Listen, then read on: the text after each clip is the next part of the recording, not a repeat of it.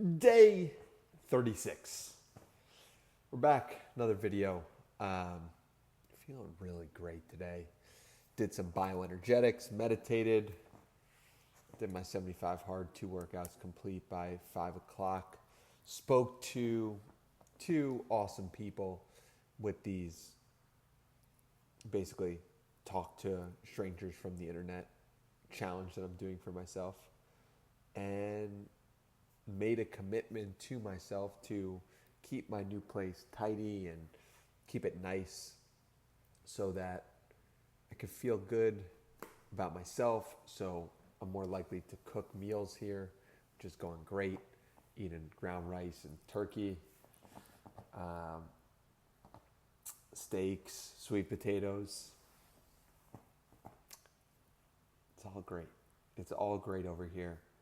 And uh, figuring out the dates for this daily commitment challenge for people to be a part of it. And I'm thinking about it like it's going to be a group coaching type container. Looking forward to fleshing out the details, and I assume that will go live in the next week in order for people to start joining the program. So keep your eyes out on Twitter for that, for the updates on that. And was going through one of the calls that I was doing today, and a couple of things popped up. One is that one of the people I was speaking to was telling me about how they have a decision that they need to make, or they feel they need to make regarding their career. And I said, what if it's possible that the decision will make itself? And it stopped him for a second. He really had to think about that. And there are so many of these decisions that happen in life that just make themselves, right? I just looked to the right. I didn't consciously think to make that decision. You might view your career as different than that decision that I just made to look to the right for one split second. Is it? Is it really that different? The things that we do, sometimes we can't even explain why we do them. And sometimes these decisions make themselves for us. Like we don't actually have a sense for what way this decision goes, because it just gets made over a long enough time horizon if you just watch.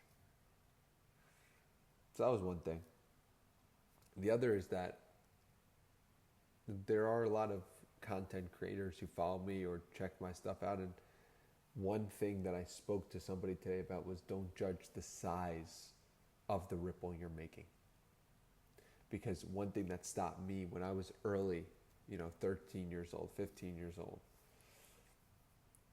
one thing is I was judging the size of the ripple that I was creating. Oh, I only have 100 followers and this person has 1,000, 10,000, 100,000, whatever. If you're judging the size of the ripple that you're creating, you're going to always lose that game. Whether you have 1,000 followers or 1,000,000.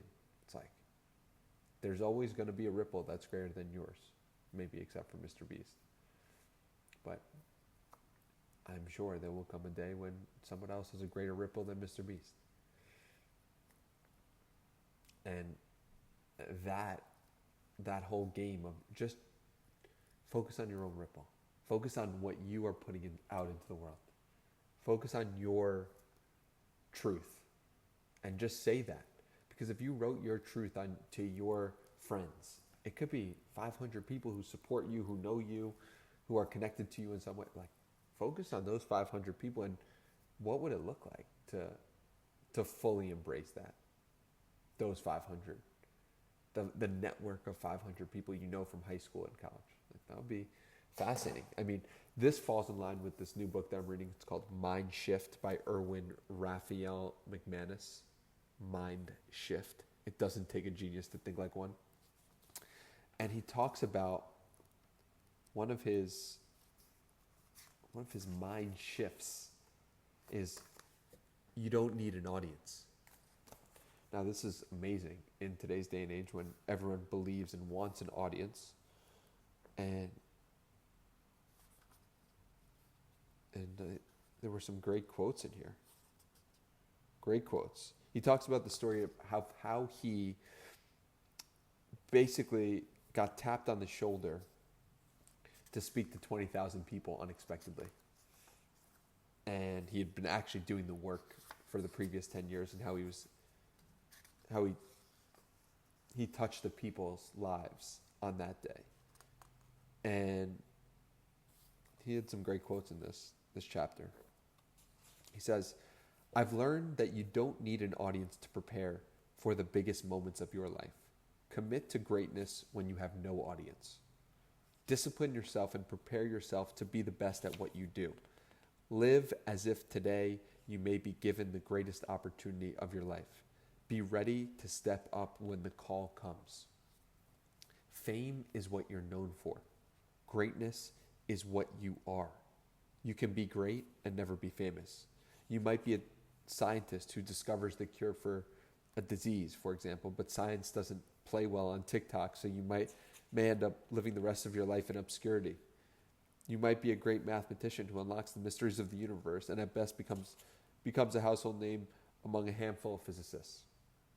Maybe your grandfather worked the coal mines or the assembly line or the front lines, all to create a better life for his children and grandchildren. Is his greatness any less great for the lack of fame?" I think it's an apropos message in today's day and age of attention. And attention is such a valuable currency. And that passage and having an audience is not something to be diminished or looked down upon or something that you are avoiding. That's my perspective. But it also can't be the end-all be-all, and it can't be how you base your success. Is it only if other people know you or recognize the thing that you're putting out? It's a losing way to interact with the world.